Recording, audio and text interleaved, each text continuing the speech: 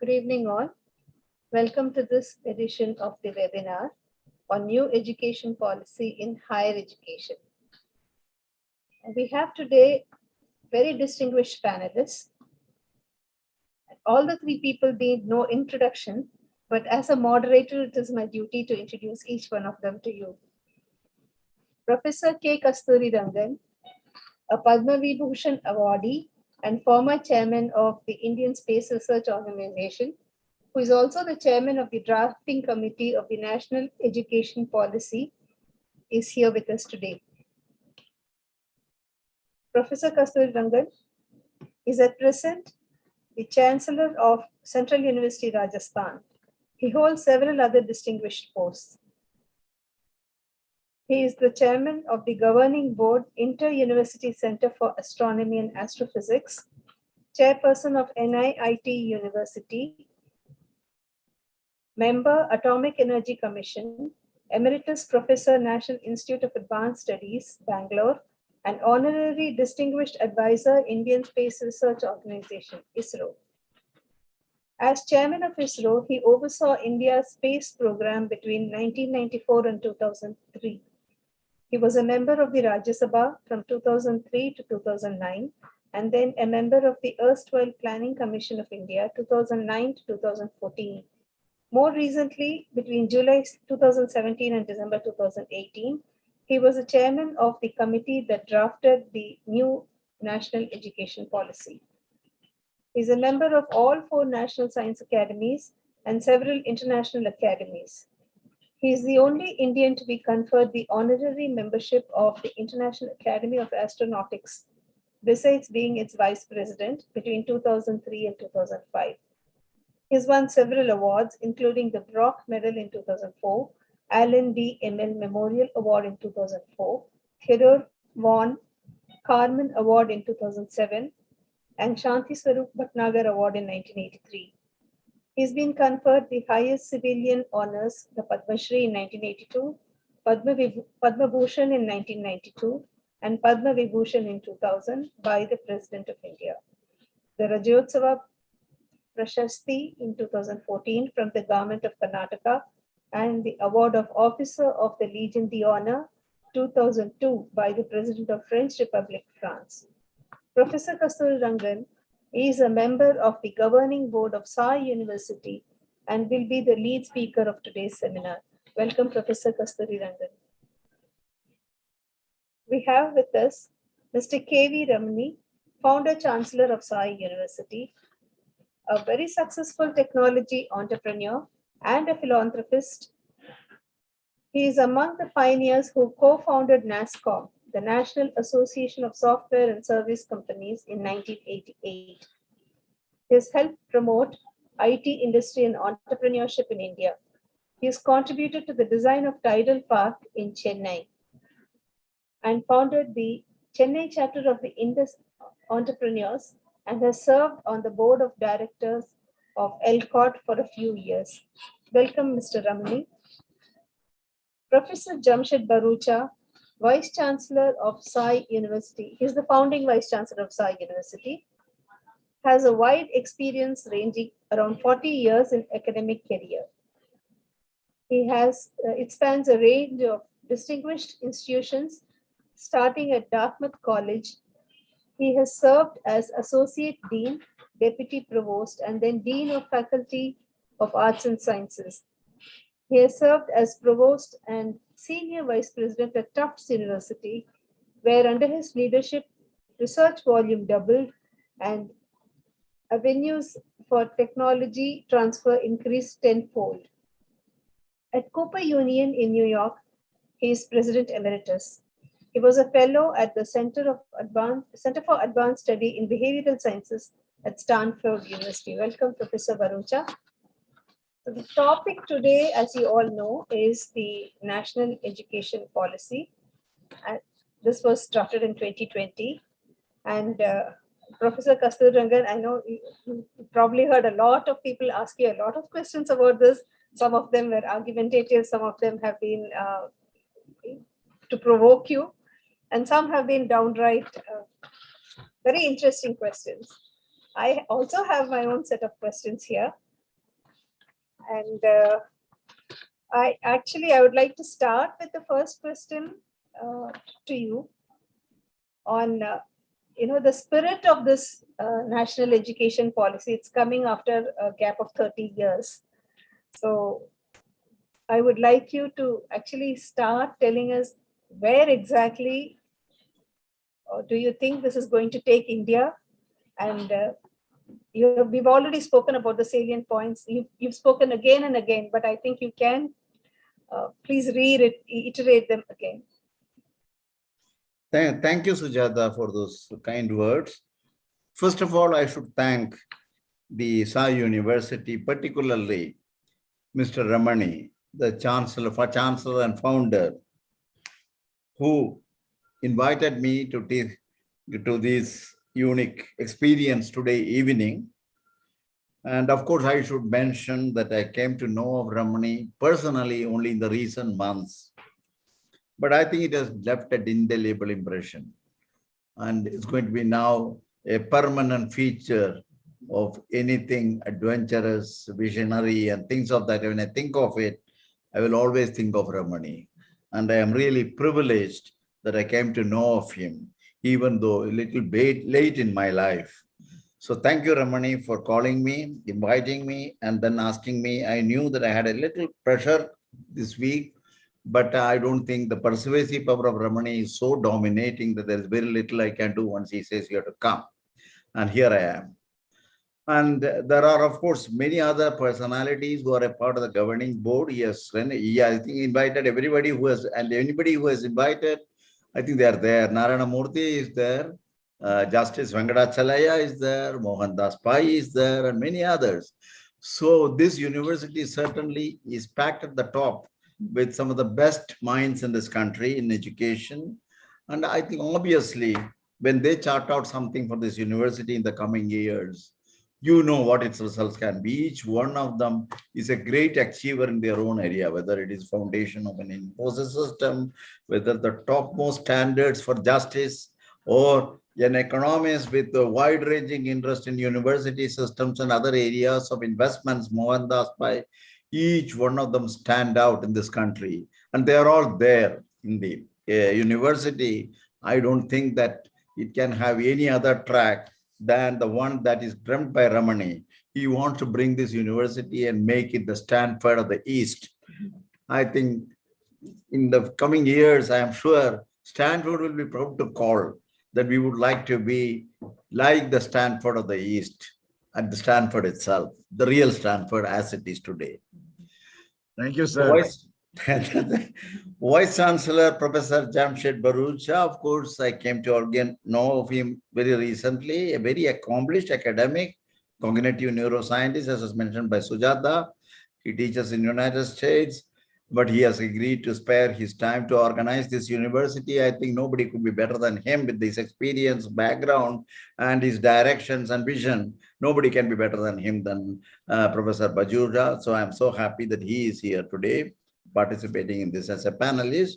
And it is also very nice to see. Always, I feel very proud when this kind of functions are also, there's a collaboration with the well-known and erudite publication, The Hindu. I have a great respect for Hindus in my childhood days. It's one of the finest reporting systems in this country, objectivity and so on. And I'm also privileged to know NROM in several contexts. And therefore, my special respect, and I'm sure that their association with this program certainly is a great value addition. Now, Sujata has asked, coming back to this question, about the spirit of the policy coming after 30 years. Yes, this is a policy that comes after 30 years, certainly. It is something which is witnessing major changes since the last policy was enunciated. And you know, many things, whether it is in the social front, in the economic front, whether it is in the science and technology front, many other areas, the societal changes has occurred. So obviously, I think the knowledge spectrum that we need to look for in this period, and especially into the later part of the 21st century, certainly is very, very different from the kind of things that we have so far been following based on the last 30 years of efforts, based on a policy which was initiated 30 years back. So the important thing is the spirit of the policy, I think, if I understand Sujata correctly, is something which is in some sense time agnostic. I think if I have to start the policy's enunciation, I think it's good to say something we should stand the test of time. So I would assume that when you want to enunciate the spirit of the policy, you are really looking to start with a few of the principles that will govern, and it have a timeline much more than the kind of time frames in which many elements of the policy itself will be relevant or need to be changed. So what I will do is in the next few minutes, I'll first go through a set of small set of principles which govern this policy, as was thought of by my colleagues, the committee members, as well as others who advised us, some of the very eminent educationists. The first principle is that the purpose and aim of education is what energizes the entire education system. Proper understanding of these purposes and aims leads to clarify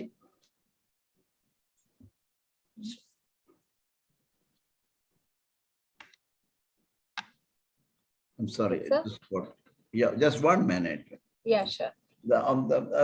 Clarify all the elements of education. This policy clearly commits to the development of good human beings, a good society, and a strong and vibrant nation as the aim and purpose of the education.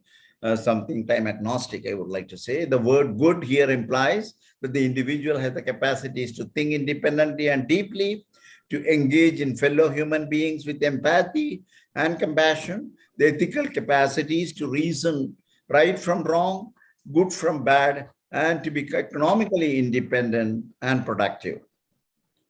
Good society is one which is truly living our constitutional values, is just, is humane, and has a vibrant culture rooted in the Indian ethos. The next principle is the education is a public good. A strong and high quality public education system is the bedrock and energizer of a vibrant democracy. NEP is deeply committed to this. Literacy and numeracy, the very basis of learning for education and the policy, has outlined many steps towards achieving this goal. This is another important aspect of this.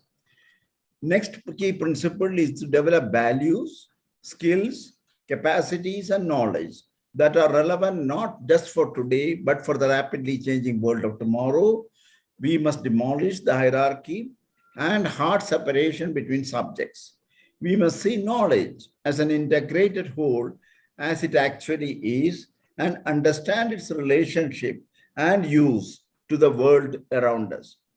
Above all, the policy has ensured that the regulation, structuring, and design of our system must be enabling, empowering, and energizing. It must not be interfering and inspectorial. Further, quality follows equity and inclusion, which will also drive the transformation of the quality of the entire system. World over, the experience and research indicates that quality will happen if equity is made to happen, but not vice versa. Last, but not the least, the most important operating principle for the education system is the principle of trust. The policy is based on and intends to develop a culture of trust in the entire education system. Because without trust, there is no empowerment, there is no energy, and there is no ownership. Therefore, whether we look at the policy's regulatory architecture, or we look at the curricular approach, or we look at the institutional autonomy, it is all guided by trust. Such trust comes with concomitant accountability for all institutions and individuals. The principle of trust is simply that people, when trusted, will not only do the right thing, but will also do it the best of their ability and will then be willingly accountable for their actions, including rigorous public scrutiny. Inspiring such action and behavior is what will truly transform Indian education, and that is what will transform India. I'm happy to recognize the very intense discussion we had on these principles and approaches enunciated here during the first meeting of the governing board of this university. I do remember most of the members talking about many of these principles, the value system that they bring in, and the type of things that the university, the Sai University should subscribe to. So I'm happy to repeat this aspect in the context of the first discussions that we had about the university itself, and that they recognize as these value systems. Thank you very much. Thank you, sir. Actually, we have lots of questions already. So before I go to the next question that I have for you, here's one person who's asked, how can you ensure an inclusive education in higher education through NEP? Well, inclusive education is something which is not only for higher education, but all across the spectrum of our policy. We have discussed the question of how do you bring in the inclusive education. With specific response to higher education, we have looked at specific issues which need to be brought as something which is one is related to the geographies, the developments, and the kind of provision that we need to make.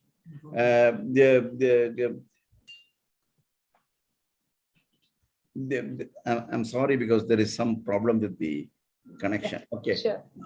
I'll come back to this. What I want to say is that there is always this question of making sure that the different segments of the society are taken note of in the context of several aspects of the policy. We have made these observations with respect to the undergraduate education. We have done this with respect to the vocational education. We have done this with respect to research. What do we need to provide as special dispensations to ensure equity and also the spread of the education to the different segments of the society? I'm happy to say that this is one of the areas that we discussed quite in substantial areas. And we also have brought in this aspect in the context of private sector, the investments from various other agencies, and finally also with respect to the kind of hostels, these are minor details, but we have not overlooked these aspects of the support that we need to give to the segment of the society that needs it for higher education. And in fact, I'm very much aware of the fact that Ramani has often told me, even for Sai University, there will be a very special dispensation for those who cannot afford higher education, but who should be given a higher education because of their merit. The necessary provision will be made in terms of financial support and many other type of support. This is the spirit of the policy. So it is all across the different elements of the education that we have ensured that this kind of equity is brought in the education. Thank you, sir. So here, this is one question that I had for you. The nature of policy as an interconnected one touching on all phases of education, from school to higher education to research. How do you actually get students in school to become to be more research oriented? Is it possible at all? Would this policy address that? Yes, so certainly, Sujata, I think that's a very important thing, because you will appreciate that the reality of education is that it is seamless, continuous process right from birth and all through the life. The policy therefore provides an integrated yet flexible approach to education. It has kept the interconnectedness of the various phases of education in mind, and how the same will enable continuity, coherence, and processes to ultimately realize an end-to-end educational roadmap for the country. Advances in developmental, cognitive, and educational psychology have considerably influenced our thinking about how we need to address the teaching learning processes of the youngsters in their early childhood. the expanded 5+3+3+4 structure of school education is based on our better understanding of the scientific basis for the child's learning trajectory from birth to secondary school. In this context, the first three stages of the child's education, that is foundational, preparatory, and middle, defined in conformity with the developmental process of the child, namely transition from perceptual learning to conceptual learning and then on to prescriptive learning and abstraction, are taken into account. The distinction between curricular, extracurricular, and co-curricular, as well as arts, sciences, and vocational subjects are done away with, which is a major step in making the education holistic. It is this integrated, holistic, liberal education that is required for a capable citizen of tomorrow, and you said specifically with respect to the research, designing such a curriculum will seamlessly enable the transition of a student to higher education, where the policy is transforming all undergraduate education with similar principles of holistic, multidisciplinary, liberal education. I may mention that early phase of the school education itself, independent thinking, creative thinking, originality, teamwork, and things of that kind have become integral part of the training that a youngster receives. This, coupled with the holisticity of education in the subsequent phase, prepares the child for taking up advanced research, and that is precisely what we have done in the policy. So in particular, the policy aims at the development of the 21st century skills, as I said, while giving enough flexibility or choices consistent with the dynamics of a knowledge society. Thank you, sir. So here is one person who's asked, it's specifically for Professor Kasturirangan, and she says, I'm curious to know what advantages liberal education were seen by the committee due to which it was included in NEP. Yes. I would like to say something specific about the, the knowledge is a integrated system in the current understanding of what a knowledge is. As Einstein said, a knowledge is all types of knowledge, whether it's arts, the science, engineering, humanities, they are all part of the same tree, which essentially means they are integral, they are interconnected. And if you want to understand the basis of anything that you want to understand, you need to address it in the context of all its manifestation, which is the different facets of the knowledge, whether it is science, whether it is arts, whether it is humanities, whether it is engineering, whether it is medicine. So you need to bring in the knowledge to integration at some level, at some stages. So this is exactly what we are trying to provide. It helps you to develop not only your intellectual capacity, I want to say this, but it also helps you to develop many of the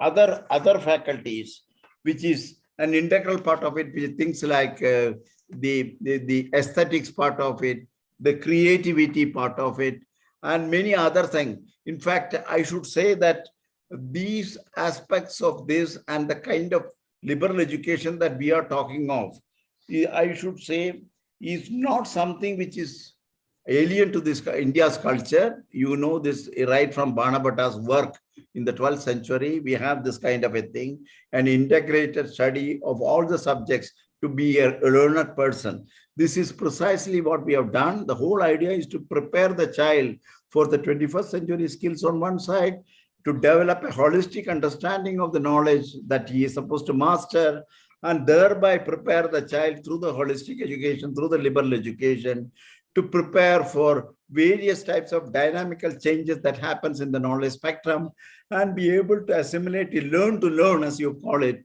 is all part of this kind of a strategy that the policy provides.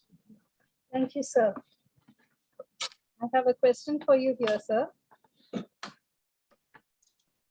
Transformatory nature of school education for its own credentials to provide career opportunities and also as a stepping stone to higher education. So we are talking about children, when you in school, hardly any child has any idea what it's going to do when it comes to college. So probably, and I hear more and more from even directors of institute that students come into the university or into the college system That's with, right. with little idea of what their career is going to be, probably 4 years or 5 years down the line. And this includes even students who go to institutions such as IIT.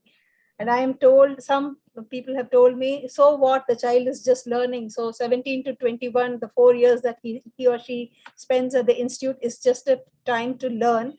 It is okay if they change track after they move out of the institution. So I have a question here. I know it is okay for anybody to change track at any time in life, but is there a way that some children are totally glued to their the path that they have decided on? Does the NEP also look at all these aspects? Yes. I think the one important thing we should recognize that NEP, it's a school part of the education in the initial phases. You know, I said about the 5+3+3+4. I also said about the perspective to conceptual to the final ability to understand the abstract nature of the knowledge as some of the phases in which the child go through. The important thought we have recognized is the fact that there have been several developments in the cognitive science, neural sciences, which gives an idea of the type of brain growth for the child. Now, this brain growth for the child happens almost 85 to 90% of the brain growth happens by the age of 8. So the policy has addressed this aspect by creating the foundational, the preparatory, middle, and the final, secondary, keeping in mind the developmentally appropriate aspect of the education in this way.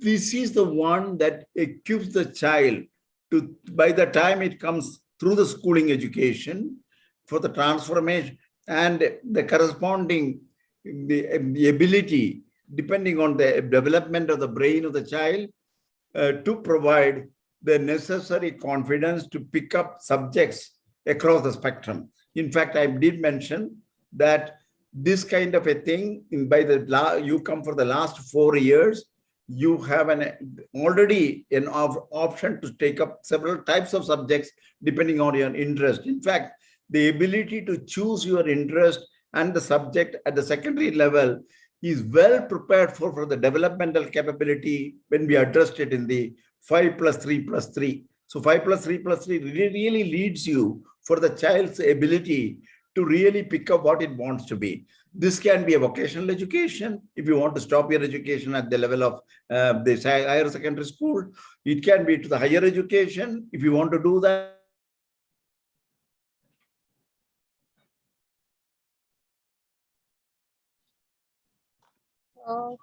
Is it mine?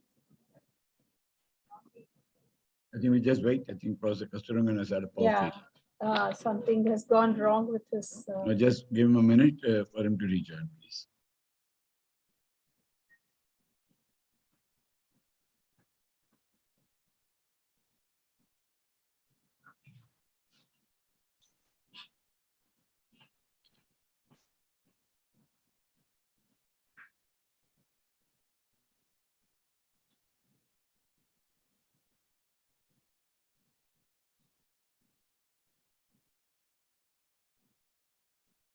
Okay.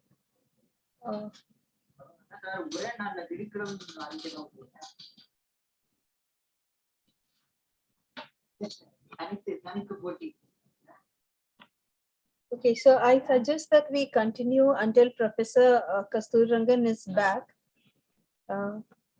Mr. Ramani, can you just speak a little bit about what you think is the higher education status in India and whether you can we can look at what's happening currently and how you are planning to change the situation? Yeah, my question is that I would have preferred to speak after Professor Kasturirangan has completed. Yeah, when he comes back, we'll actually go back from, we will start where we left off. Okay, so in the interest of keeping the time of everybody, let me just say there's one thing that is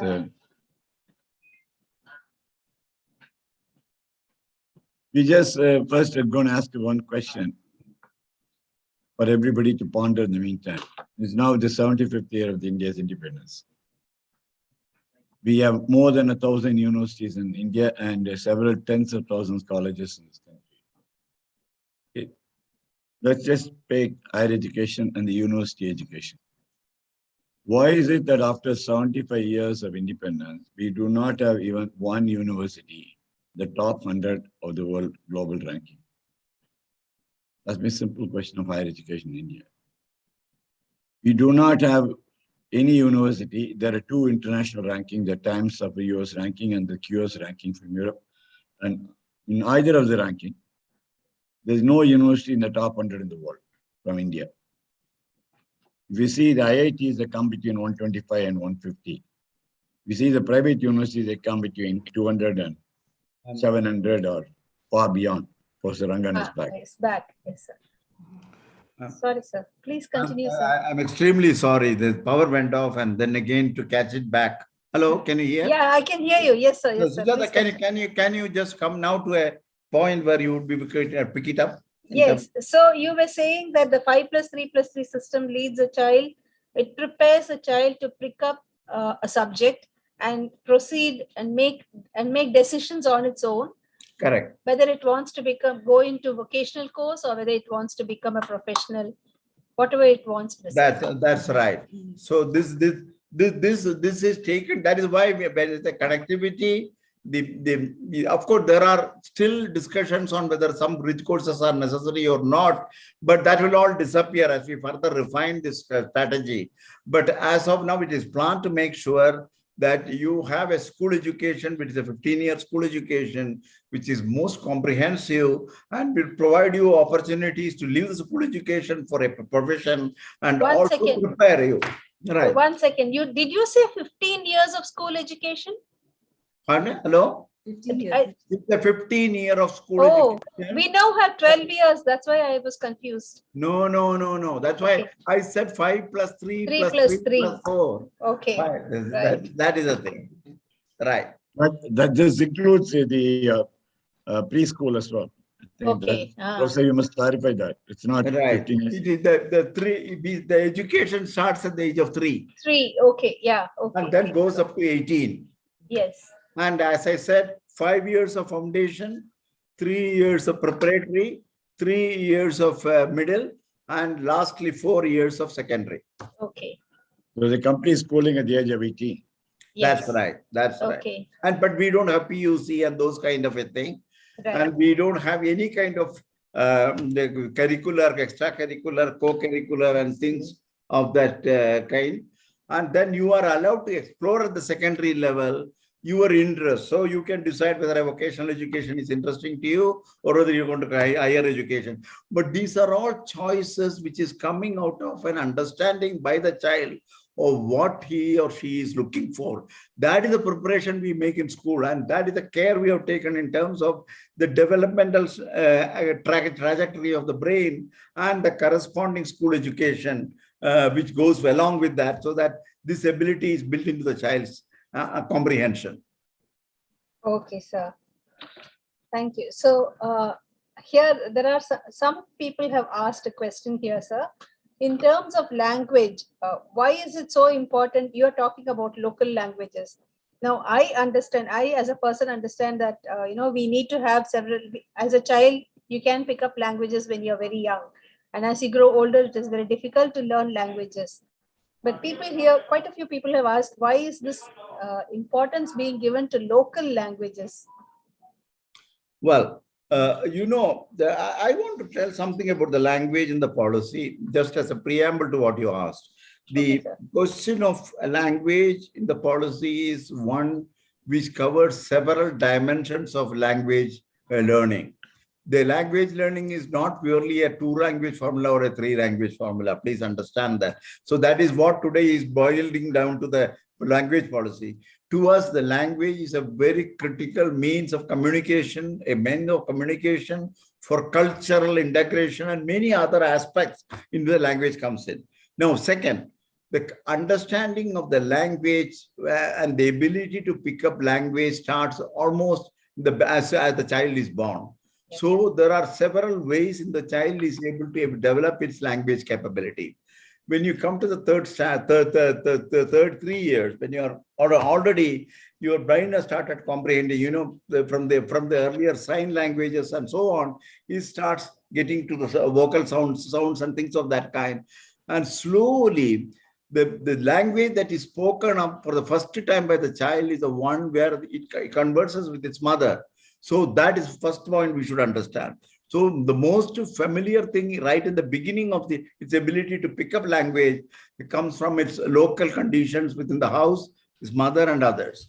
Then comes the question of a local language, where there is more converts along the people who are around you, the local thing.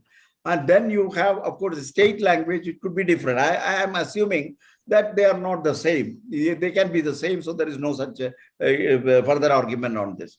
Now, the important thing we should realize is the language comprehension is also something which the brain develops as a full capability by the age of 8 or 10.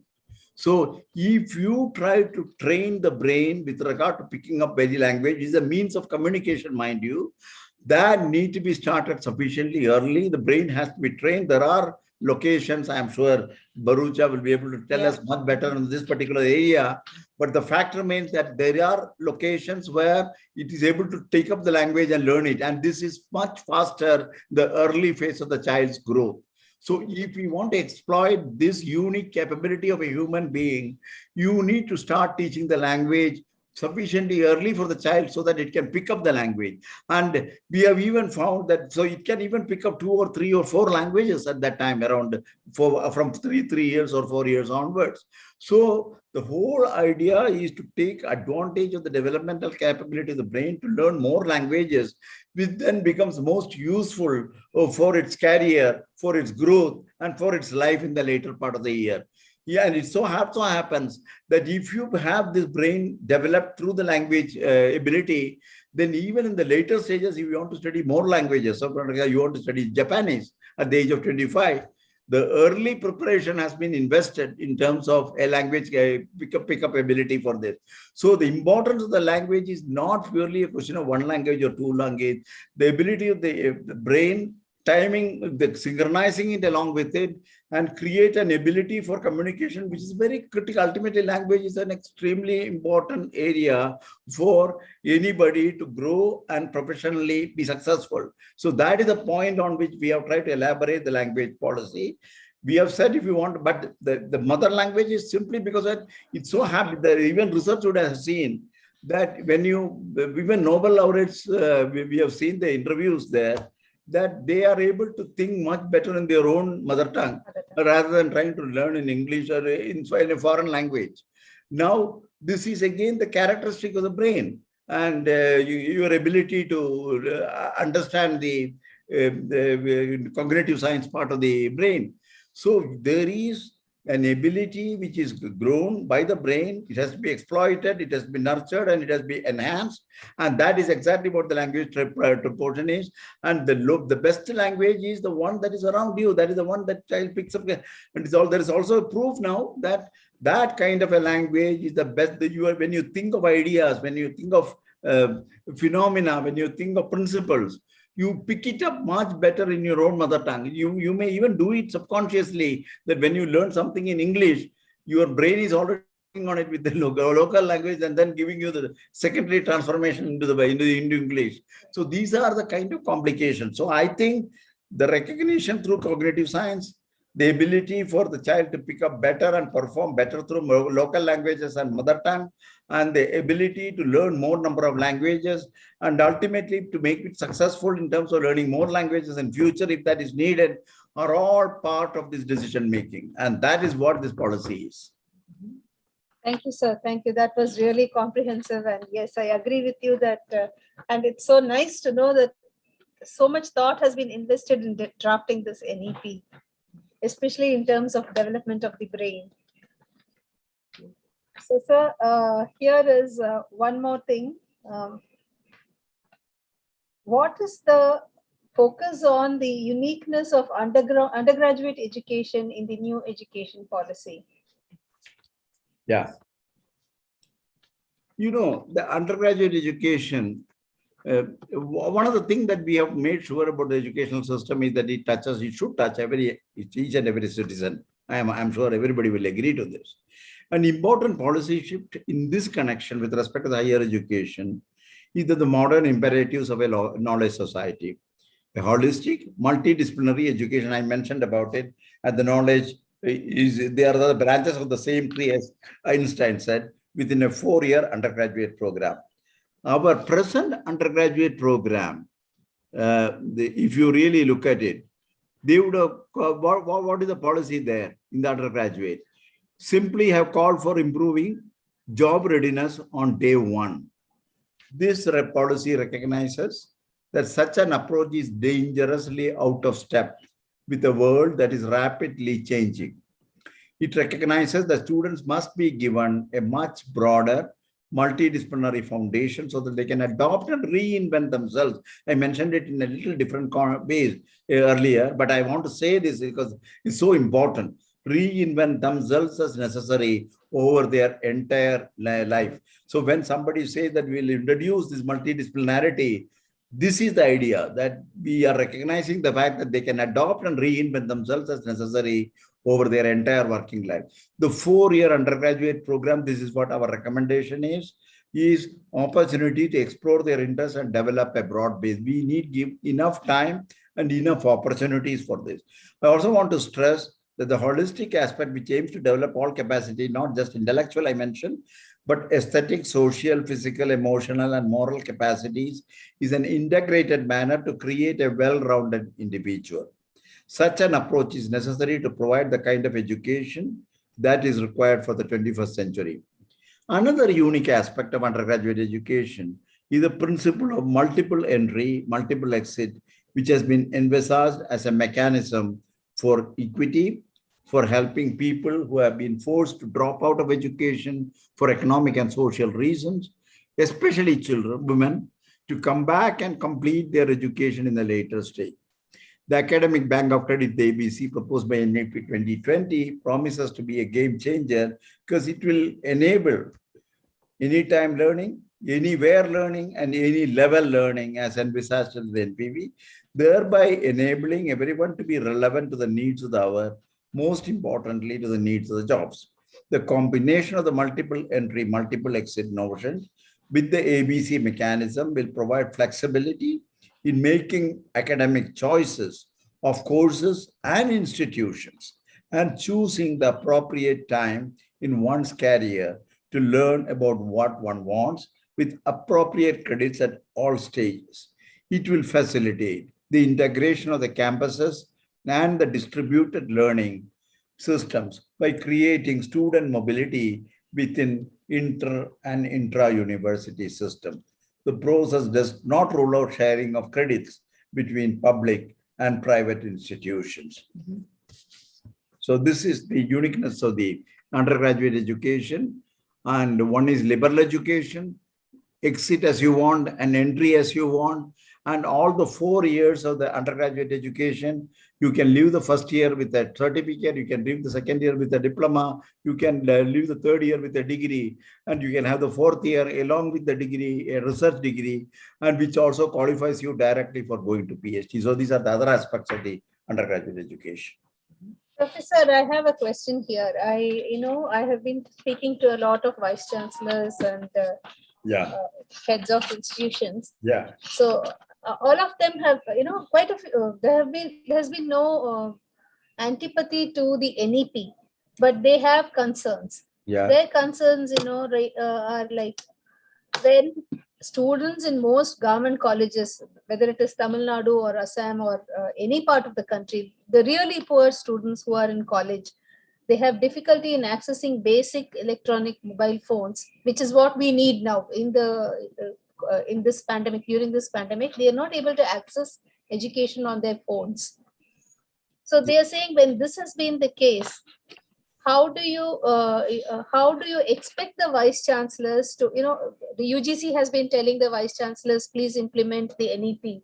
Now they are struggling because at the grassroots level, when you have the Senate and the academic council, which actually meets probably twice a year, how do you carry the entire load of teachers who are in the grassroots, who are looking at students, who are looking at teachers, they have a problem in implementing the NEP, and they're saying we can't implement it at one go, but you need to give us time to implement it.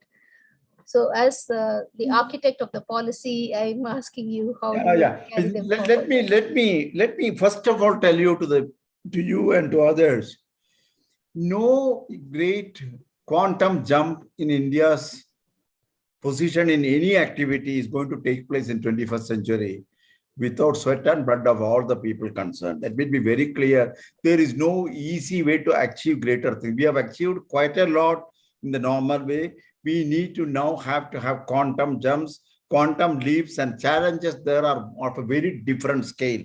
Let us understand, when we have to create a Martian mission, I know what it means for India to do that in the background of what other kind of challenges we face. So this is one example of the fact that the national education policy is not a cakewalk for people to get to the next level of higher education or next level of education and a knowledge society that we aspire to be. I want to say this first because there is no easy way. The second question is that we have considered in the policy a very little issues.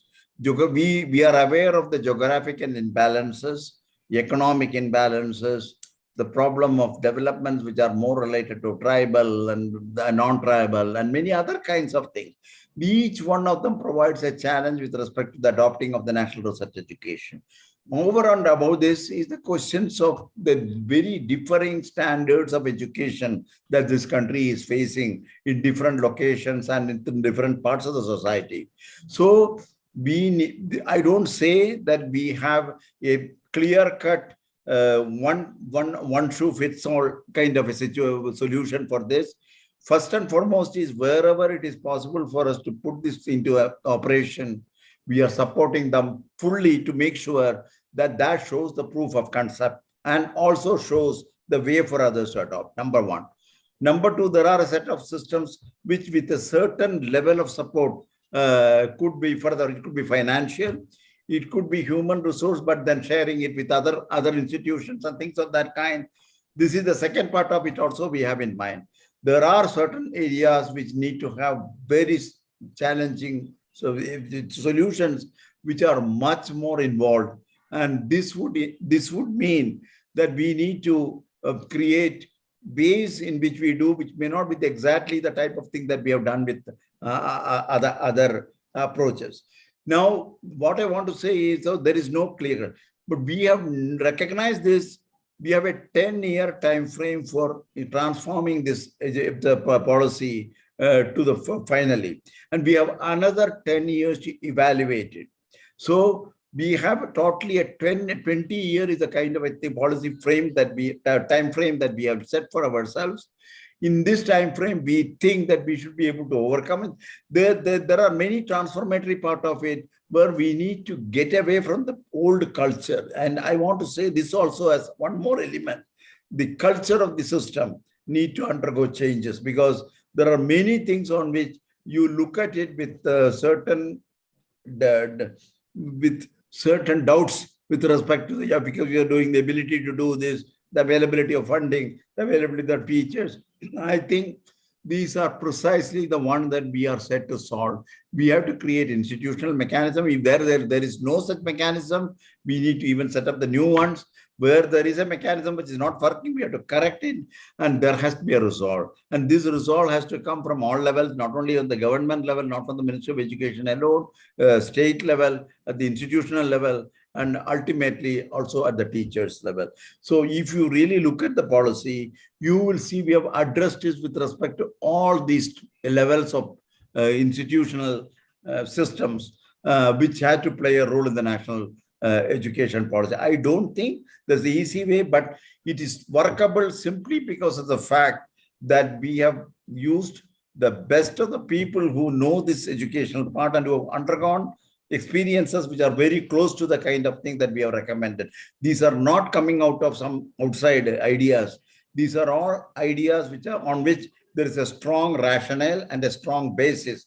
And there are several experiences in this country, although it is a little scattered, which have been carefully studied in trying to make these recommendations. So I think a 10-year time frame and a phased growth of evolution of this policy across the country is something which is well within the possibility of this country. We have done many other things with similar initial pessimism, but ultimately leading to optimism. And your own university and the chancellor is one of those optimists. And I'm looking forward to how Sai will show the way in this kind of a thing. There are many such institutions, but I would like to use the example of Sai University itself and its vision to see how we can transform it. I am sure we can do that. Thank you, Professor. Actually, you gave me the lead. I'm going to ask Mr. K.V. Ramani to tell us what exactly his university is planning to do in the coming years. Please, Mr. Ramani. Yeah, as I was saying when Professor Rangan was off the screen for a while, I'm just going to make one or two points before I get on to the new education policy. My first question was to say that to provoke everybody to think that why is it that in 75 years of independence, we haven't got one international level university in our country. The topmost IITs come between 125 and 150. And we have 700 private universities, none of them in that level. How come we have not been able to transform education sector? We have transformed, let's say, IT sector to be a global leader. We transformed healthcare sector. Why have we not been able to transform education sector? That's a fundamental key to this policy. So in my mind, the new education policy is the transformation that's needed for education sector in this country. I'll give you a simple example. We have several times in the life of a nation, we come across opportunities to take a leapfrog. We jump several decades of technology into the latest. We just take, let's say, the telecom sector. We did not even have wired telephone lines at the village level, not even one booth at the village level. People had no connectivity at the village level telephone. They had only scattered around cities, urban or tier 2, tier 3 cities. But now we jumped into the mobile telephony so fast with the new adopted technology that today we see telephones being used in the length and breadth of the country because we skipped several generations of technology in between. The new policy came in, India adopted quickly, and we transformed the country very fast within a short span of time. Today, you can see that every part of the country has mobile connectivity. So here we have a platform, which is the new education policy, which is doing the same thing for education, school education, higher education, research, and all of that. We just have to jump and take the risk. It's going to be a lot of hard work, as Professor Kasturirangan said. Nothing is going to be achieved by, I think it's easy. We have a transition policy, we work on a schedule and think it is not going to be easy. There are going to be challenges because the country of diversity and plurality that India has is going to be taking time, is going to be taking a lot of efforts and a lot of hard work. But if we put in all of the efforts and hard work required, I'm sure that we can transform education sector in India to be globally the best. Because don't forget, few thousand years, 4,000 years ago, we are globally the best. And the rest of the world was living in caves or perhaps in nomads, in jungles. India has its ancient civilization with very few countries had around the world. India had its ancient civilization, Harappa, Nalanda, Takshashila, and in South Kiladi. We are having excavations which are several thousand years old, long before many of the countries in the planet Earth were born. And scholars from around the world were coming to India for acquiring knowledge. What happened to that India? Where did we lose it? Was it wiped away by a tsunami or what? It's all buried, or we lost it. Now we're trying to go and get the technology and knowledge from the rest of the world. So my view, the new education policy is a transformation we need to restore education in India to the glorified level that we had in the past, but in the current context of technology, research, and so on, to bring in world-class technology to India. That is the number one on the policy, my views, and that's also the Sai University's views. And therefore, come back to your question. Coincidentally, or I must say Providence asset, that Sai University started about 3.5 years ago in concept. And Sai University, from the time we started, we have been having interdisciplinary, multidisciplinary education and the design level of the university from 2018. When we had our act passed as a private university, when you design a university, we thought of it as interdisciplinary, multidisciplinary university.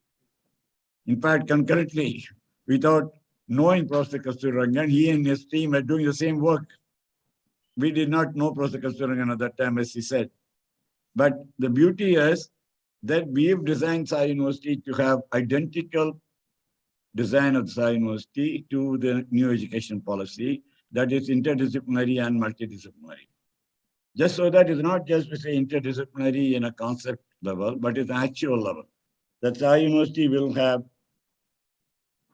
students coming in from, of course, it's going to be from the higher education level. You can have students coming in from multidisciplinary approach. You can have, your majors and minors into across disciplines and arts and sciences, liberal arts, sciences, engineering, technology, management, law, health sciences. You could have your degree from multiple designs. You don't have to have one packaged unit that we have currently. Let's understand what is the reason why India lost its direction, in my view. How has the international universities succeeded? Internationally, universities have succeeded two fundamental designs. One fundamental design is large amounts of grants given by government to set up institutions of great eminence, but with minimal interference. Today, we have many government institutions governed like, we have a few equivalents of our own Ivy League, but not up to Ivy League standards in global level, but we have national level Ivy League schools. But they're funded by government and they're all doing a lot of good work, both in education and research. But the second, which is the private universities, you see internationally, the private universities have been largely set up by foundations and grants of wealthy families. You take any leading university in the US, for example, they've been set up by some large family with a huge foundation and given the freedom of the university to run and academic freedom for the university to implement without interfering in the management and the administration of the policy of the university, the administration policy, the curriculum, the research, and so on. That felt that the education was independent, whereas in India, education is dependent. Higher education is dependent. So the reason for that is higher education in India is driven largely as a business model. It is driven as a corporate model to say, what is my investment, what is the return on investment, what is my profit, what is the surplus generation, and how do we go, and so on and so forth. But Sai University has been conceived of in the global model to bring back education as a service. It's a key and fundamental difference. That is why we believe in NEP. Because in India, education is a service. We talk about ancient India, we had Gurukulam education. The Guru did not take fees from the student. Obviously, in modern India, you cannot run a university without fees, but you don't have to have a huge amount of profit objectives. The university has to generate surpluses to sustain its growth, to be able to sustain research, to support good faculty, international level infrastructure, conferences, speakers, and so on. Yes, but nobody takes money home from the university. That's the key question. So we're not seeing return on investment. We're not seeing education as a business. We're seeing education as service. And therefore, Sai University is uniquely positioned that we come into being as a new age university, and our design coincides with NEP design. So we want to be interdisciplinary, multidisciplinary university. We have already started 3 schools. We started School of Liberal Arts and Sciences. We started School of Computing and Data Sciences. We started School of Law. And an undergraduate student today in Sai University can take courses from across 3 schools. And soon we'll have other schools, management schools, engineering technology schools, healthcare schools, law, several schools. The key is we don't want to put a student through a package of programs. If you take physics, you must take chemistry and mathematics. That's what Professor Kasturirangan is saying. Let them decide. And he's gone to the extent of saying, start that thinking at the school level. That's a visionary statement when the brain development actually happens. But we are thinking about implementing it at the higher education level. So let the student come in and say that, okay, you want to take a physics major, you want to take a minor in music, maybe a minor in sports. As somebody said in the chat box, what is going to be the skills of future? We don't know. But we see in Sai University, if you take sports as a minor and health sciences as a minor or whatever in maybe related fields, you could perhaps be a sports person today. 10 years of active sports life, you could become a sports coach. Then maybe you could become a sporting manager, because that itself is a skill as a profession today. There are many professions that are emerging which did not exist 10 years ago. Therefore, Sai University is all about interdisciplinary multidisciplinary education. We'll be the first university in India, I'm glad to say, to implement the new education policy of Professor Kasturirangan. We'll be the first education policy. As soon as the policy was announced, I wrote to the then Honorable Minister for Education to say, a letter to say, please include us as the #1 University of India to implement the new education policy. This was the year 2020. And we are actually implementing it today. We have launched our undergrad program. Professor Barucha will talk about more of the academics, but I'm staying away from it. The key is that combined with the launchpad Professor Kasturirangan new education policy has given, that we want to transform education sector like we transform IT sector, healthcare sector, telecom sector. And we believe that a student can have multiple disciplinary education, then multiple career paths open. They don't have to be stuck in one thinking silo approach to education and a silo approach to career. Just because you take computer science, you don't have to be an IT industry all your life. We are even courses on how to become an entrepreneur, how to become an effective communicator. So the skills that are required are not only academic skills, they're also skills which are, life skills. So to provide an opportunity for the student to learn all of the life skills and academic skills of their choice and build a career of their choice is the ultimate purpose of Sai University. And that's how we're implementing the new education policy. And I thank Professor Kasturirangan and his team for effectively giving us a platform and show to the rest of the world, and in fact, the rest of India, that we are the cusp of a major transformation in education field, and Sai University will be the forerunner in demonstrating and implementing it with the help of Professor Barucha. Thank you. Thank you, Mr. Ramani. I would like Mr. Barucha to please come on. Somebody who has a lot of exposure as a neuroscientist and somebody who studied music as a minor in his college days. With his vast experience, he's joined Sai University. Professor Barucha, please, I'd like to hear from you. You're going to talk something on freedom of knowledge. And so please do. Thank you. Thank you, Sujata. Thank you, Dr. Kasturirangan. Thank you, Mr. Ramani. And thank you all for signing on today. The NEP clears the way for new universities in India to take that quantum leap that Dr. Kasturirangan talked about.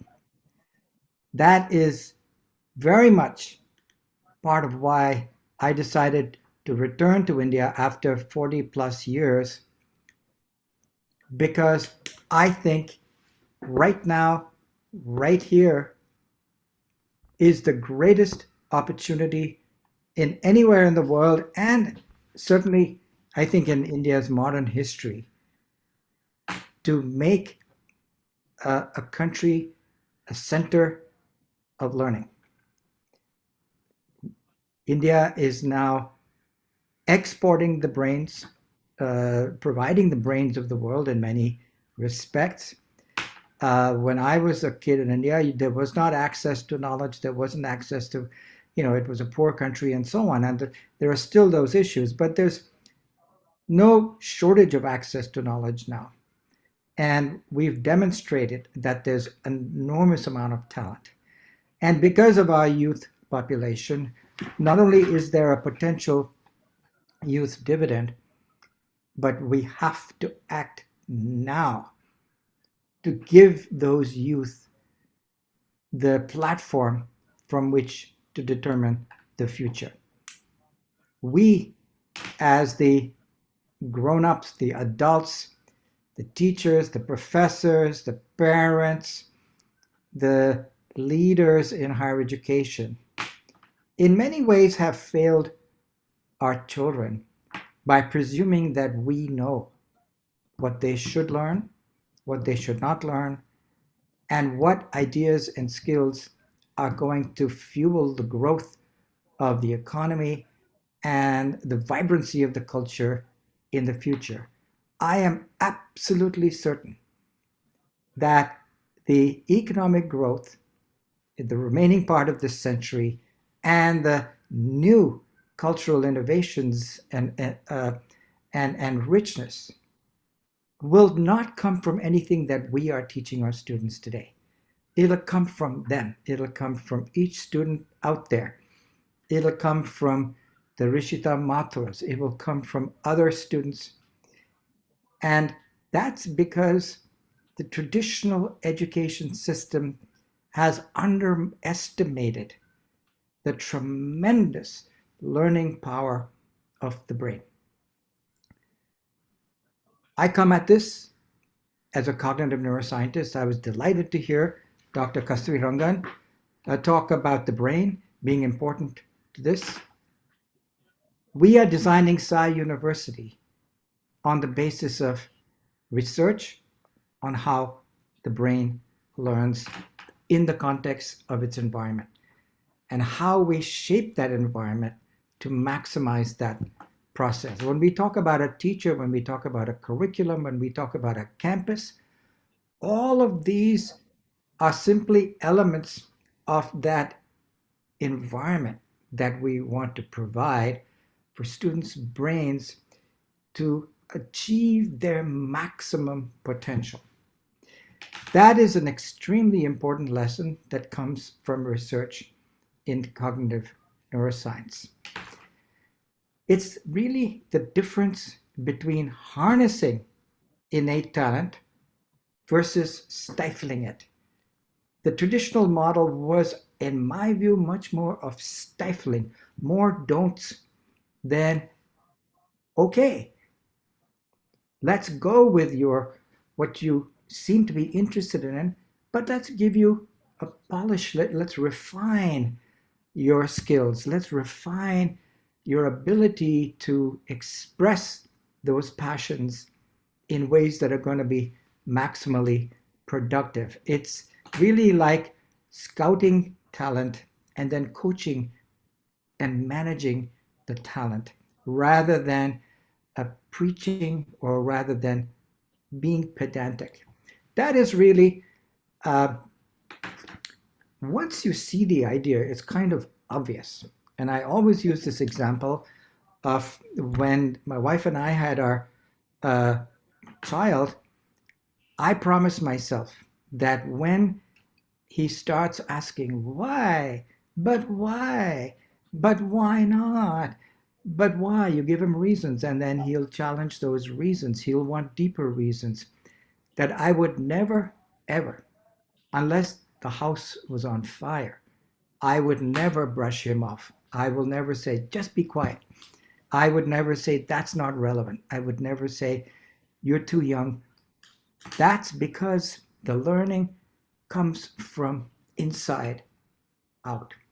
The child pushes against the world, tests it, manipulates it, challenges it, and depending upon what comes back is how it learns. And when I say what comes back, I mean including from parents and teachers, campuses, and peers, and all of these things. Now, the NEP, as I read it and I've said, is one of the reasons that I made this commitment to return to India,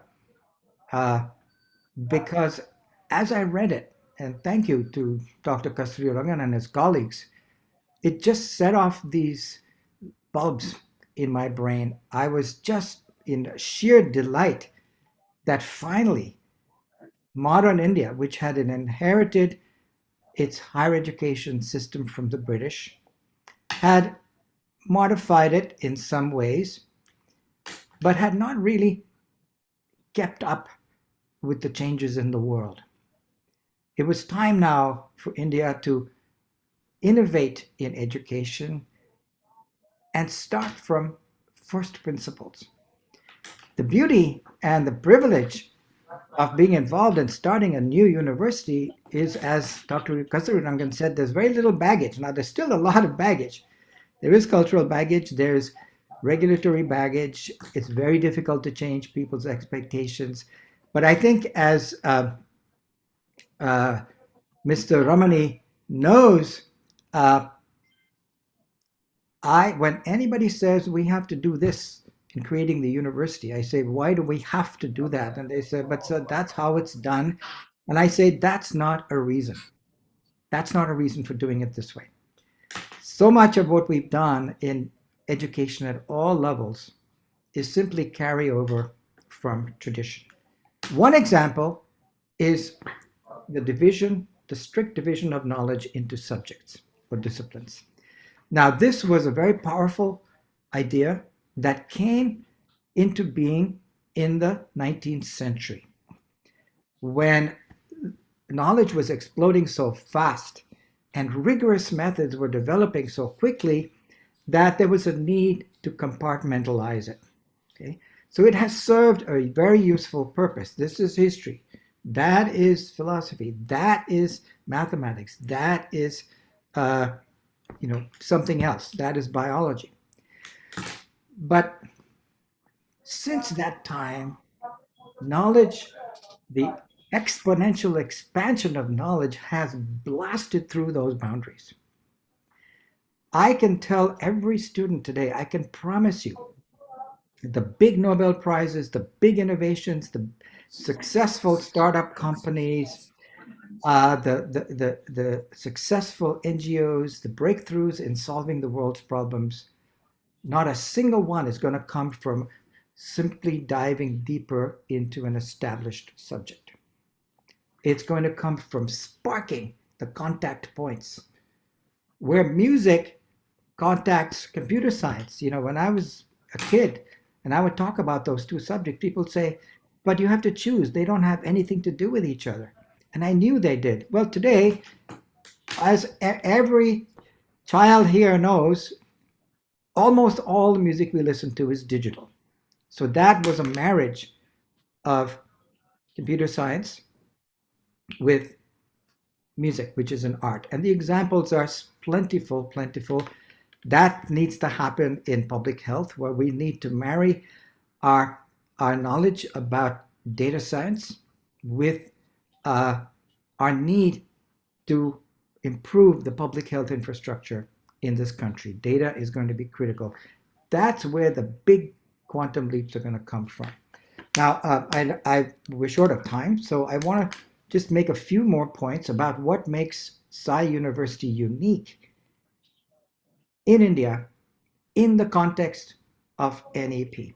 First of all, we focus more on fundamental cognitive skills than on specific subject knowledge. Now, I'm not saying subject knowledge is not necessary. It is. But at the undergraduate level, I think the biggest payoff to professional success, personal fulfillment, and national advancement and global advancement is if those critical years, still of adolescence, when the brain is still very impressionable, are used not to shove things down students' throats, have them mug it up and spit it back in exams, but rather to let them learn how to fly and fly to the best of their ability. So I would say our education should be to harness talent, not to stifle it. That is really encapsulated in what is called active learning in cognitive neuroscience. And active learning, there are lots of pieces to active learning. So I want to expound on it. Clearly, experiential learning is an example of active learning, but it really means that we learn much more powerfully by expressing ourselves and testing what comes back to us than by simply sitting in a classroom and being lectured at and being told things. Now, of course, lectures will continue to play an important role, and I'm doing that right now. So, but we need to move the balance to a much more interactive and active mode of learning. So project-based, even our international programs at Sai University are going to be totally unique. Of course, we will have semester abroad, but we are going to put in place a whole menu of international immersion opportunities, even shorter durations of 2 weeks, or project-based learning where students get embedded in international projects. And of course, some of those could be virtual, where they get connected with students in other parts of the world to form project teams. And so we've attracted to Sai University a real leader in this kind of experiential international education named Sherman Teichman. And he is going to teach a revolutionary course in our first semester at Sai called Global Challenges or Global Issues, which is based on a model that he developed called the colloquium model. Instead of having the textbook and a single professor takes the students through from this to that, he brings in thought leaders. And the undergraduate students get to interact with people who are actually out there changing the world. And so our first year students, by the time they finish their first year, are going to be plugged into more powerful international networks to figure out how to continue their passions than any graduate of any 3 or 4 year college in the country. We're going to use that colloquium model also outside of the international arena in our very first semester in a series we call the Frontiers series, where students get exposed to what are the big issues of our time. What are the big challenges and opportunities of our time? The idea is to inspire, to spark the imagination, and give the students about a year to figure out, okay, now what do I really want to do? Now I can start to take the more advanced courses. I'll give you an example. I loved physics from the very youngest years. And we went through the physics curriculum in school and so on and so forth. But it's only long after I was a grown-up and I was a professor, I'm not a professor in physics, that I learned about quantum entanglement. And I watch these videos and I think, how did I miss out on these big, juicy ideas? And people, well, it's too advanced. Well, it's not. In the age of TED lectures and videos, some of the researchers who are themselves making these discoveries have started trying to explain these things in ways that can be exciting to a general educated audience. So I want our students to approach knowledge from the building blocks, which is the traditional way, as well as from the excitement of the big issues. And each week, students will get different speakers who talk about big issues in astronomy, physics, in literature, in history. And we bring in people from Stanford, from Harvard, from Dartmouth, from, of course, great Indian institutions, and leaders of big companies. Of course, people on our board we have brought in. But also, for example, later this week, we're going to have a former CEO of Nickelodeon, a woman named Geraldine Laybourne, who is on our international advisory board, who has smashed the glass ceiling for women in the cutthroat field of television business in the US. She's going to talk to our students in a chat kind of way by name and help mentor them so that you too can do what I did. So Thank you for listening. And I know I'm a professor, so I go on and on. But glad that we've had this opportunity. And thank you to Kasturirangan for giving us NEP, which is kind of a license to ourselves engage in active learning, to innovate in education. Thank you. Thank you, Professor Barucha. That was very interesting. And I know we have had this conversation before. You were talking to me about how to ensure that, how to make sure that children keep asking those questions, why, and why not. And yes, that's the way I think. Then we all go to school and we forget to ask why. We are just told, like you said, that's probably dumbing down of our brain. There is a question for Professor Kasturirangan. Sir, this is an anonymous attendee and he wants to know what is the biggest obstacle when it comes to implementation of the NEP?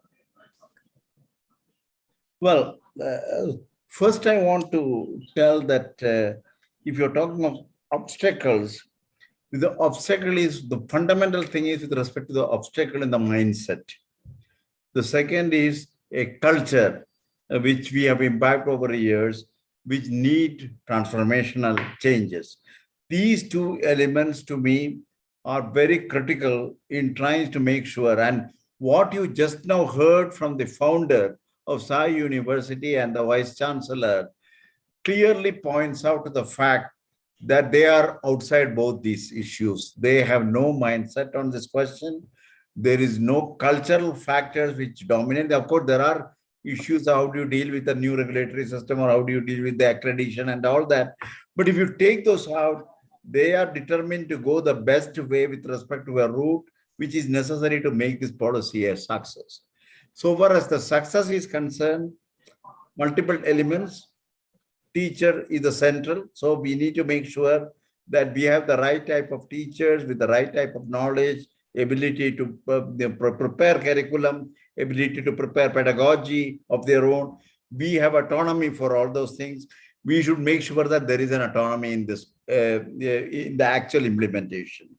With respect to the autonomy of the institutions also, we have laid down a certain set of criteria, not very elaborate, but good enough for the institution to take powers in their own hands to make sure that they do what is good for the institution. The third aspect is a question of the restructuring of the regulatory system. It has been made independent. In fact, one of the important things we have tried to do is to have the regulation, the accreditation, the grants giving, as well as the general professional standing. These are now separated out and they are independent. One of the problems we had in this kind of thing, many of them were overstepping their limits and stepping on the toes of the other.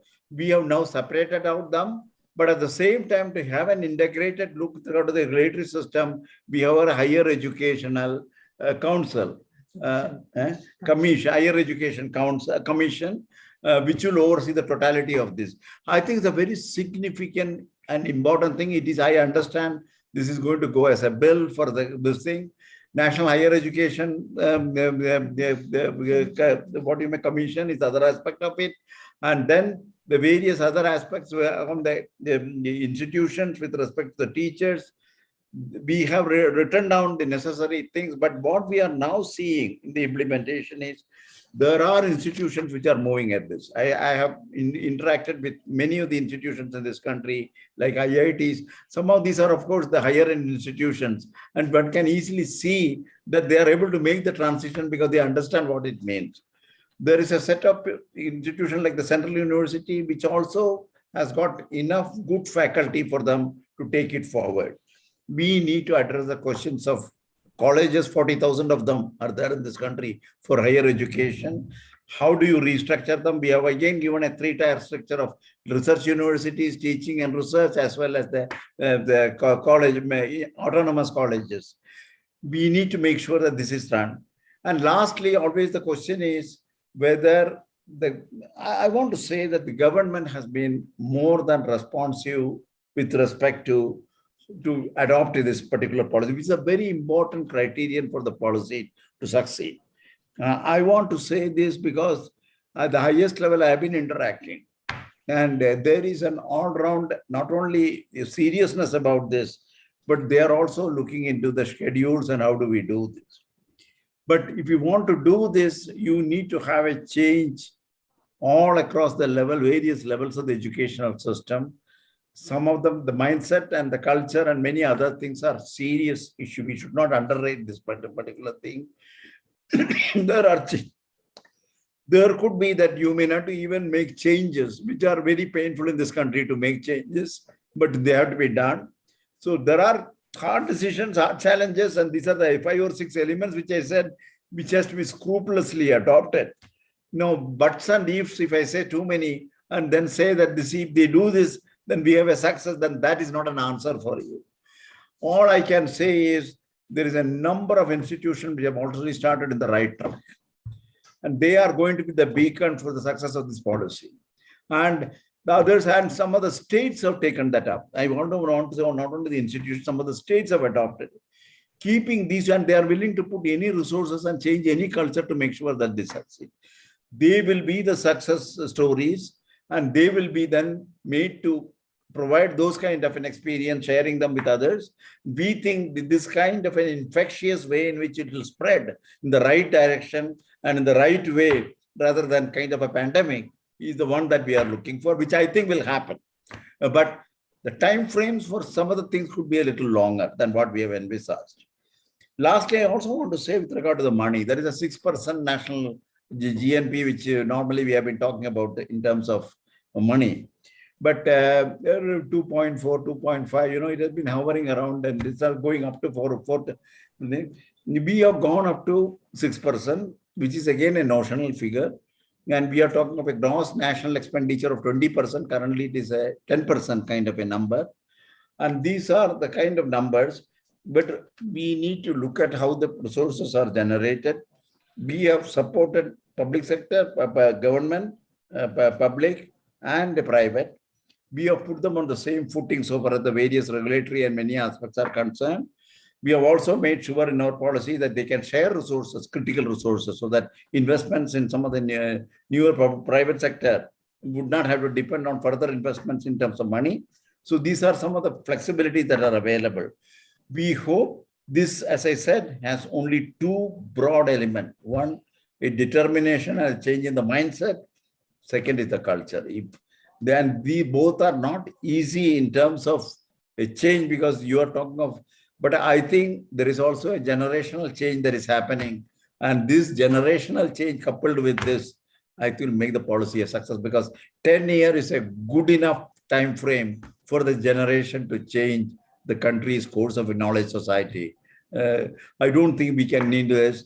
We had the same worries about ISRO, but Sarabhai was scoffed at when he said that I want to fly rockets and put satellites. But he stuck to it, and in 60 years, you know what we have done. And the first 10 years. Second good thing for me is that there has been an all-round support for this policy. 80% of the 2.5 lakhs people who responded to this policy, they were for this policy. That is the tremendous support from the system, the society. Third aspect, the government is fully with you. There could not have been a better atmosphere. And then there is this determined leaders and visionaries who want to start around this policy a future for the education in this country. Sai stands right in the front of me in terms of this determination. I think these are the factors that will make it succeed. I am an optimist, and I am optimist not on the theoretical side through working in space. And I am sure that this will go the same way in terms of success and India becoming a preeminent nation in knowledge society. Thank you, Professor. Yes, a lot of people have asked this question about how is it going to go forward. And there are questions from different states, actually. We have people come from Bihar, from Jharkhand, and quite a few people have asked how will the NEP be implemented in the Northeast region. So there have been specific questions from specific states. I don't know if you will be able to enunciate for each one of these states, but yes, you've done. You have spoken a lot about how the NEP will go forward, and plus the idea that it's going to be there for 10 years, or maybe you're going to give it 20 years, yes, I know that the generations of students, and by then I think it will be already internalized, I guess. Most of our students would have internalized and the teachers would have also internalized it. And it will be a successful run for the NEP. So now I have a question for you, sir. When people, of course, you did mention it earlier that there is a sharing of resources between private and public institutions. Already it has started. So there was this question, a lot of people have asked, what happens, most of these students who do PhDs, they're not able to carry forward their, or take forward their PhD or research because institutions say they don't have funds. And how I know this is a very small thing because you're talking of the larger macro picture, but every one of them has micro, they're looking at it as a very small segment of what they are affected by. So I would like you to actually tell us whether it is even possible, especially the research scholars. I think that's a good question because this is also, again, it is engaged the attention of the committee. So for the specific reason, I want to say our research in the university system has been dismal over years. It has been highly unsatisfactory. 900 and odd universities, very few of them have excelled in research. Most of them have been put with suboptimal support, and there has been nothing worthwhile, not even sometimes fundamental research. And some papers can be published. And then to talk about applied research and translational research and in research for industrial outcome and so on and so forth. So they discussed this because we thought there is a mechanism to support university system, upgrade the research capabilities of university systems, and to make sure that each university has some strength or other with respect to some research areas. So this was one of the central theme on which we debated in quite a number of sittings. So, and we consulted, of course, some of the best experts in the country in this area of research. What we have done is that whereas we have the traditional supportive departments like the DST, DBT, the Earth Sciences, CSIR, and then, of course, the strategic department like space and atomic energy and DRDO and all that. But many of them have got a certain direction and certain restrictions. There is not restriction, certain limit, the bounds in which they operate. But that doesn't make really a dent into the number of researchers per lakh. If you really look at the number of patents, look at the number of the products that have been generated. If you look at these, among the emerging economies, we are one of the lowest in terms of the research outcome. So we have decided that we need to create a separate forum for this. We need to create a professional research body which will create research capabilities, which will review research capabilities, which will establish the dynamic changes to the system depending on what the needs are, work closely with other institutions, including industry. So create a body which will support university in creating this kind of an environment for them to start research. This is the National Research Foundation, which we have recommended. The National Research Foundation, even though it is all-encompassing, it covers both the universities and others, it is primarily meant for research, for the universities. Creation of centers of excellence in universities through research. We have given a tremendous operational details with regard to the flexibility that we can bring to bear, including veteran researchers who are not already retired, how to bring them back and support the establishment of this. The question of covering research in all the facets of knowledge. It is not only science and engineering, humanities, the social sciences, even finally, of course, all the other areas like engineering and so on. So it will be a holistic body in terms of supporting research.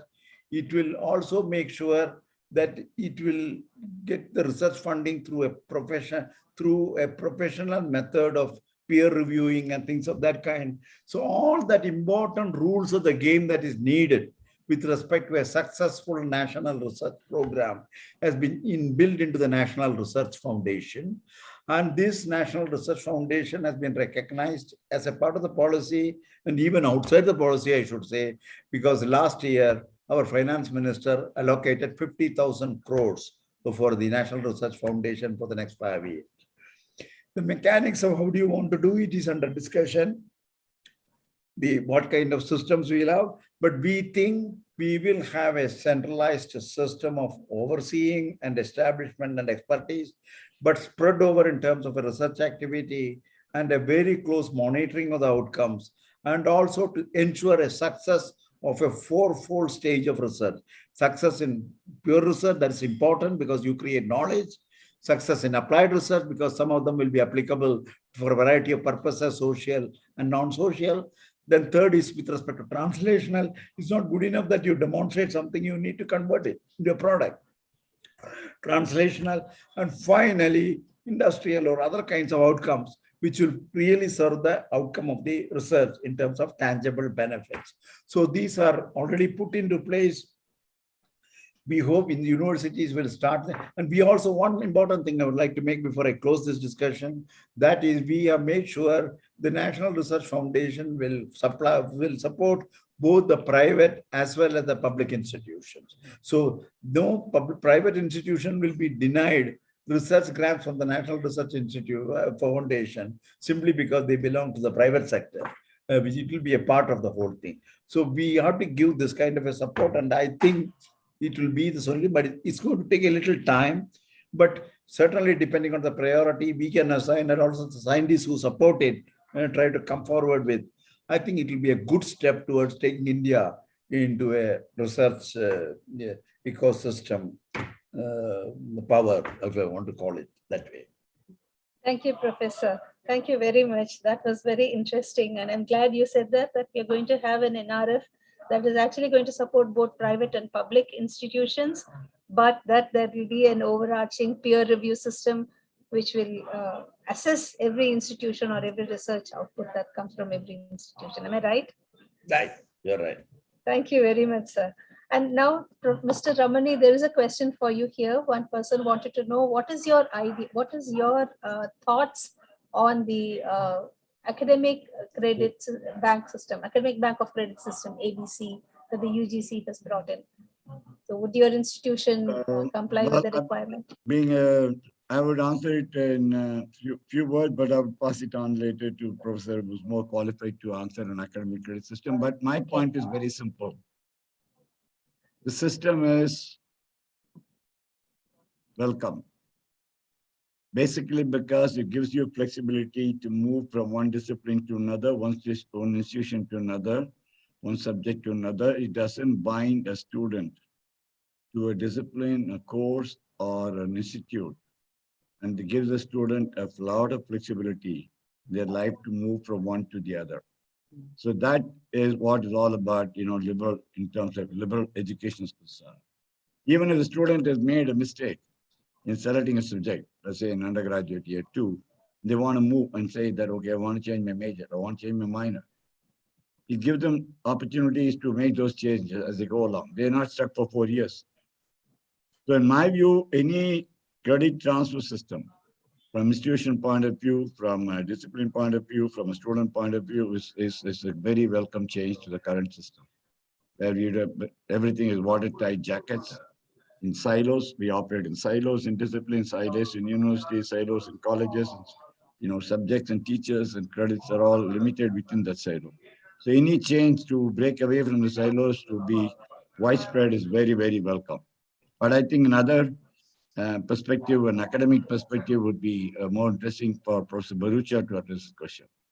May I just make one point? I, Yes, of course, sir. support the spirit of that proposal because of the obvious flexibility it provides. I have one concern about it, which is I hope it does not force then all institutions to adopt the same kind of curriculum in order to serve this ability to transfer laterally and transfer credits. That's my one concern. I would really, really hope that the policymakers think that through. The European Union has gone through this, and I think there are many, many positive and not so positive lessons to be learned by that. So there's, because right now, what the NEP is enabling us is to have 1,000 flowers bloom. Let's have Sai University. Let's have this. They may have a slightly different model. That's how innovation comes about. People try different things, and the marketplace of ideas will decide, in 10 to 20 years. If we have the credit bank that allows students to transfer seamlessly from one university to another, I just hope that doesn't mean that they all have to develop lockstep curricula to make sure that they can transfer and have all the right. That would be, I seriously urge those who are going to implement it to take a really deep dive into that issue. Thank you, sir. So there is a question here. Lots of people have asked this. There's one person who's asked this question. In Gujarat, there is a university that provides free education in many technical education units, along with free library access, etc. Finland provides free education on AI to all European nations, as well as many other futuristic technologies. So there are nations that are helping economic growth. Their education institutions and CSRs after getting placed in good companies. Now, all this is possible because of the best input in education and practical education. I think he says that there should be lots more practical education, which is missing in our education system. And I think Professor Kasturirangan was the one who actually told us that there will be a total transformation. Am I right, sir? What does it mean by practical education? What is this? I understand what I mean by. Is it vocal education, vocational education? No, I think he means practicals in colleges, where you hands-on practice in college. You see, for instance, in science. Okay. No, there is quite the experiential learning runs all across the policy. Let it be very clear. It is not going to be only for early childhood education or things like that. We have tried to make sure that the experiential, except of course, the later stages of a hardcore theoretician who doesn't want to enter the laboratory or not. So I am not talking about the type of the people like Wolfgang Pauli and others who walking across the laboratory itself will shoot off many equipments in the laboratory. That kind of not the people, but by and large, the experiential learning is critical with respect to school, undergraduate education, and a substantial postgraduate education. How you convert that into the research area will depend on what research programs you have and work with the various laboratories with that kind of a thing. I think this educational policy provides enough opportunity for the experiences that you need in the practical domain. That is something which is there. If, for example, when Sai University has something with respect to one area, they will make sure whether you do it through that university or with a national facility or any other kind of mechanism, you will certainly do this with respect to a practical experience which you need for that. So that is available today. So that is not an issue at all. Finland giving a free education and many other things. Our country is big. We are talking of a few million people, like 1.36 billion people. And we have, but you should say, we have schemes financially so attractive that only those part of the scheme exceeds the totality of the Finland expenditure on education. You should understand that is the kind of a thing, if you ask me, in terms of the scales we are talking. I myself have heard directly from Dr. Ramani how he will make sure that some student who needs an education but is not able to afford it financially, he will make sure, in fact, he can elaborate it. He has a vision for even for that kind of a thing.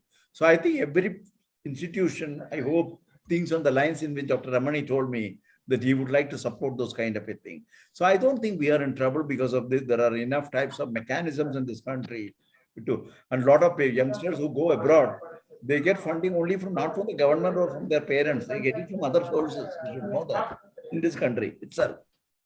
Sorry. Thank you, sir. So, Mr. Ramani, would you just explain what your university is planning to do for students who actually are looking for scholarships or financial support? Number one, I must say, the governing principle is that education as a service that defines that we are not out here to make quick buck and take away money home and individuals. The whole idea is to serve this country and its people, especially the younger generation, to the best of our ability. We know that we're all having enough emissions, and we're going to be leaving the next the 2 generations or 3 generations with enough carbon emissions.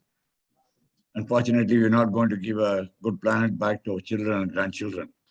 But at least we can give them a good education system on which the future generation will think that, okay, our forefathers, our generation, our parents, our grandparents left behind us a huge legacy of education, because of which the students and their children and grandchildren will benefit. Somebody has to plant a seed, which will become a plant and then grow and then become a giant tree.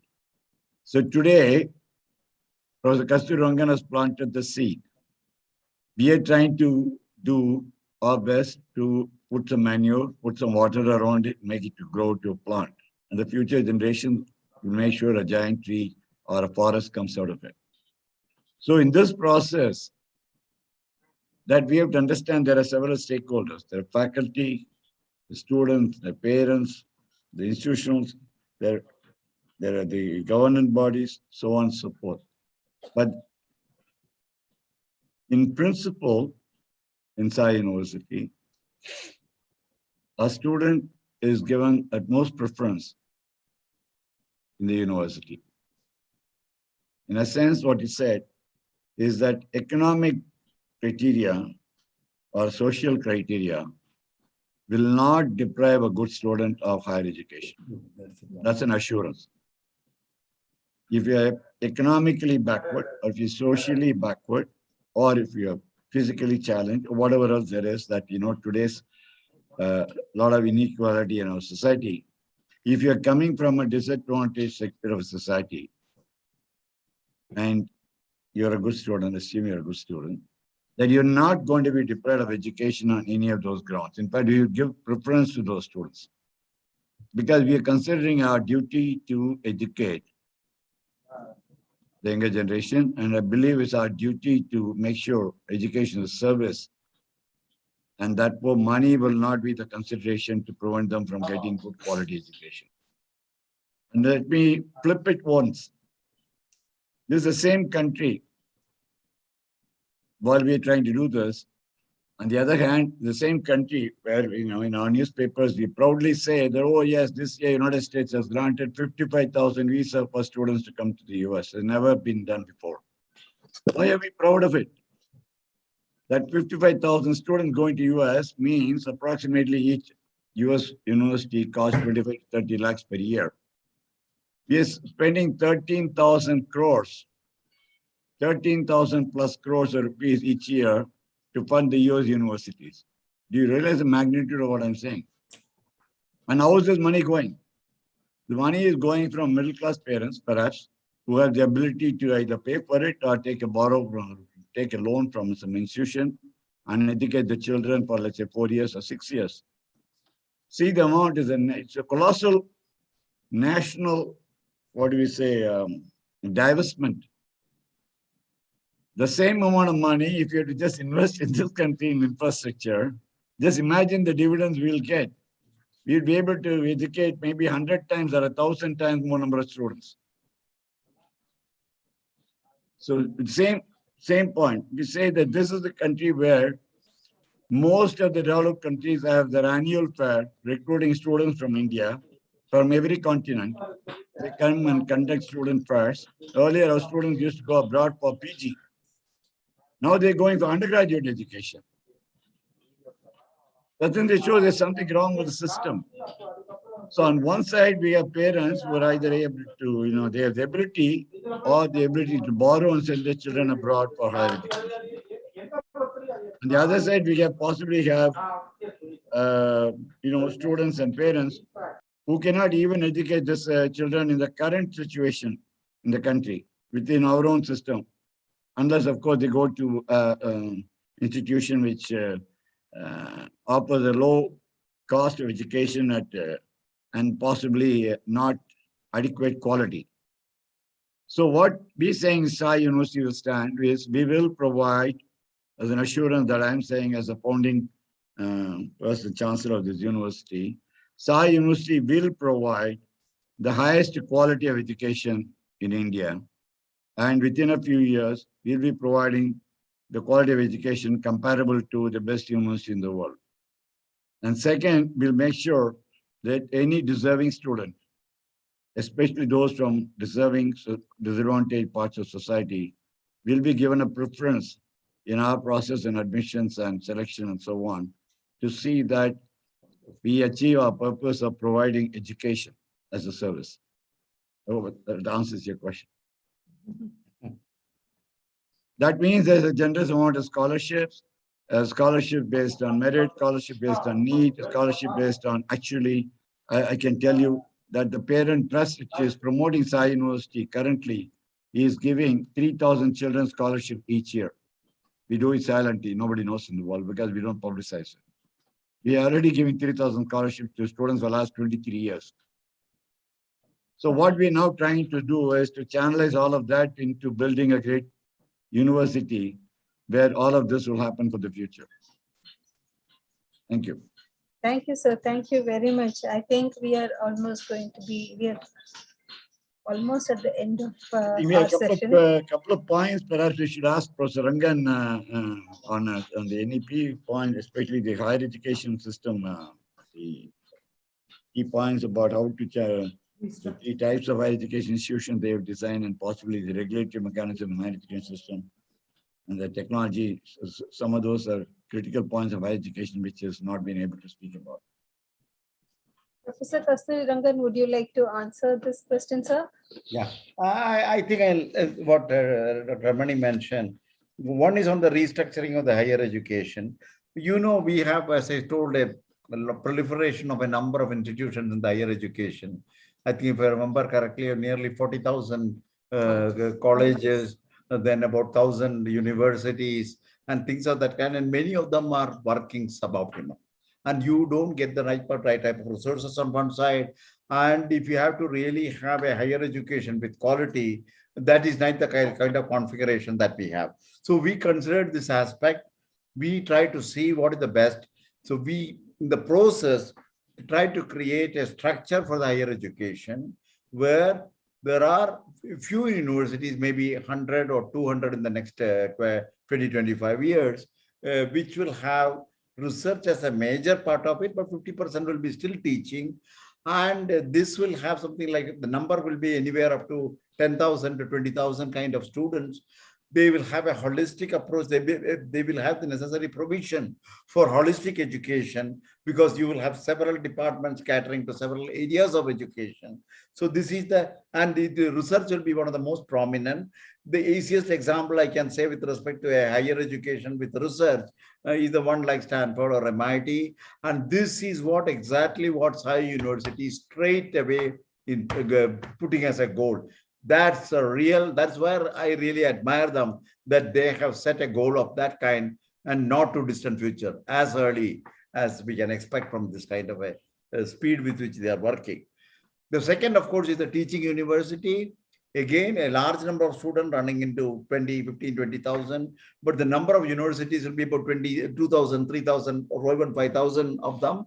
And this will provide high quality education, research, but research will be a part of it because research and teaching has to go so far as the quality element is concerned. And so this is the second level. And there will be a large number of autonomous degree giving colleges. They give you the undergraduate degree. The provisions of the undergraduate degree is something which I said is broadly in the direction of the undergraduate education policy, which you have enunciated. And they will also provide, where possible, teacher education, which is a very important part of the higher education. I did not mention it earlier.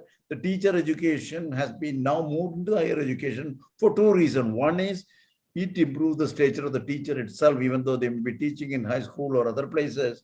They come from a higher education institution, not from a TEIs. And the second one is the fact that there is a large depth and breadth of knowledge resident in this kind of institution, which the teachers have to take advantage, then only they can do justice to a quality school education. So this is the other part of it. So there are three levels. So we have recommended that in the next step by 2020, I think it's in 10 years kind of a thing. We want the transformation of most of these universities to take place into these 3 levels. So far as the regulation is concerned, I did mention about the fact that there has been a lot of overlap in the roles of the various types of education. So the question of higher age regulation, question of accreditation, degree granting, rather grants giving, and ultimately higher education grants council. These 4 verticals have been created as a part of a higher education council of India. So that is the other part of higher education. So Please continue, sir. This is the other part of it. So we think that in a sense, this will bring down the level of cross-talking that is happening, and that makes the system also highly inefficient. And so we are trying to correct that particular thing.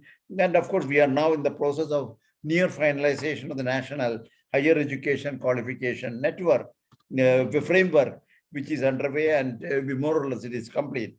On the technology on the education, certainly technology can be always transformative. You know what happened in space, agriculture, and many other kind of a thing. So technology certainly mediates human activity. The second, nothing can replace or even partially substitute the centrality of human relations. This is the most important thing we have recognized. So as education is fundamentally a process of human relationship between the student and the teacher. Thus, things as technology can help in this process. If used thoughtfully, it can be detrimental. If it cannot be used thoughtfully, then it can be detrimental. Third aspect is the usefulness of technology in education. See, one thing, there was a lot of hype that technology will drive the education and everything will come centered around secondary. If you today look at the real situation with regard to this, I think it is not that kind of a hype. It's not fully justified today. So it is certainly a supportive element, but not the element. Then ultimately, I would also like to say that we have recommended the establishment of a National Educational Technology Forum. The technology selection and its application in education has its own uniqueness. We cannot, as you take a technology which is developed, for example, for a business purpose, and then try to adopt it for education, because it is suboptimal and sometimes it could be misleading in terms of an efficiency of an education system. So we have recommended the National Education Technology Forum with the mandate to provide independent, evidence-based advice to central and state government agencies on technology-based interventions, build intellectual and institutional capacities in educational technology, and envision strategic thrust and article for new direction. So this is what I would say is the 3 elements which I wanted to place before all of you. Before I conclude, I would like to say something about, after interacting with the Sai University and the kind of planning that they have already explained through both Dr. Ramani and Professor Barucha, I would like to reiterate something which is really the most encouraging part of the vision that Sai University has unfolded, and they are already on the job with regard to this. First, is aiming to become an international university. They have no ambiguity at all on this question of becoming an international university from India. Sai University has included many unique features of NEP in the programs. I have discussed this. I have felt it. They're explaining from their side. They have really seen what are the areas in which the NEP directly conforms to the kind of plans they have. Third aspect is the first university in India to offer BTech in computing and data science, with the undergraduate ecosystem that is integrated with liberal arts. That's very interesting, the first time, and I'm not aware of this in anywhere else, but this is a very significant step towards demonstrating the integration of various aspects of education into a multidisciplinary. Flexibility in curriculum, truly interdisciplinary, that is another aspect of it. Implement a continuous assessment instead of few high stakes. This formative and summative has been one of the key discussions in the policy. And I'm very happy to see that you're going to implement continued assessment instead of few high stakes exam with the bane of the present examination system. Emphasis on multidisciplinary, collaborative student practice. The Vice Chancellor beautifully summarized this aspect of it. I thought before I conclude my remarks, I should certainly mention these things because I think these are very significant steps that Sai University is taking in the context of the initiatives of the NEP and also the allied elements. Thank you.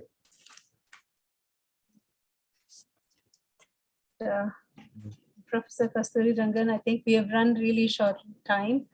We have to conclude. You've done all the concluding remark on my behalf. My God.